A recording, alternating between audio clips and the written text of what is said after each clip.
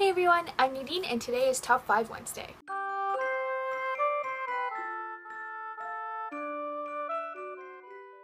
Top 5 Wednesday was created by Lainey over at Ginger Reads Lainey, so I'll leave a link to her channel down below as well as the Goodreads page where you can find all the information.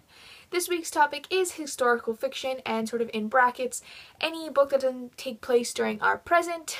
And compiling this list, I realized I haven't read much historical fiction, so if you have a lot or have a few recommendations for me, please leave them down below. I greatly appreciate it.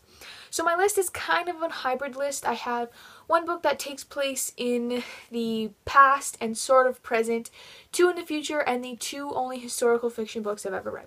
So let's dive in. Number 5 on my list is The Sherlockian by Grant Moore. This is the book that takes place in the 1800s and sort of the future, and the present, sort of 2010.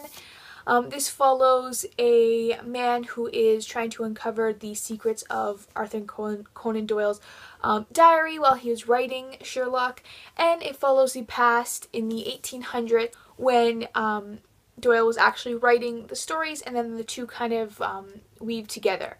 It's a pretty fantastic book. If you're a fan of Sherlock Holmes, definitely pick up The Sherlockian. You won't be disappointed. Coming in at number 4, I have The 100 by Cass Morgan.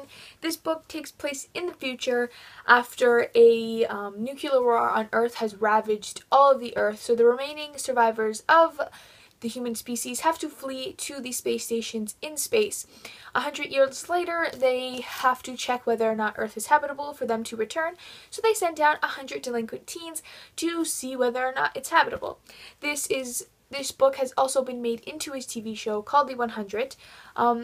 Both are very different, so if you're looking for a different take on the TV show or vice versa, I would definitely recommend checking this book out. It's really interesting and I love the concept. Coming in at number 3, I have Across the Universe by Beth Revis. I'm not sure how far into the future this book takes place, but it does take place in the future where a bunch of people are cryogenically frozen and sent to a planet that is so far away that it takes years and years. I think it takes about a century to get there, if I'm not mistaken. If I am, sorry, but it takes a while to get there. One of the girls wakes up on the ship early and she can't be frozen again, so she kind of goes through all the things during this book. It's fantastic. I would definitely recommend this book. It is incredibly awesome and full of science fiction, and if you're looking for young adult science fiction, look no further because this is where you should read. This cover, although beautiful, does make it seem like this book is a romance book, and I will tell you right now it is not. It is definitely science fiction more than romance. There is a sort of love interest, but it's so far on the back burner that you can barely even see it. So definitely check this out if you haven't. My last two are the actual two only historical fiction books that I've ever read. And at number 2, I have The Blood Confession by Alyssa M. Libby. This follows Elizabeth Bathory, and if you don't know who that is, she is a woman who lived during the 1500s, if my research is correct, who was rumored to bathe in the blood of virgins to remain youthful.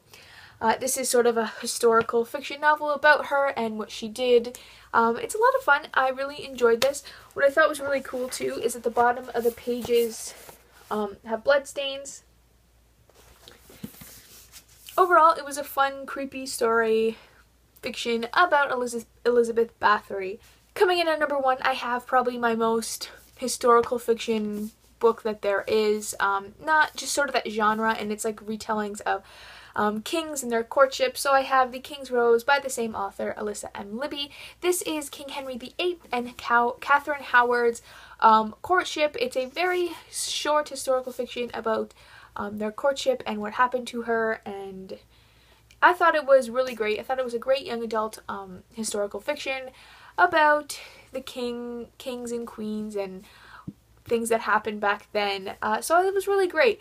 On this note though, if you have any books that sort of resemble this or the TV show Reign, please leave them down below because I'm really interested in historical fiction that had to do with kings and queens, their courtships and ruling the land, etc. So these are my top 5 historical fiction books. Let me know down below if you've liked any of these and what are some of your favorite historical fiction books. Thanks for watching. Bye.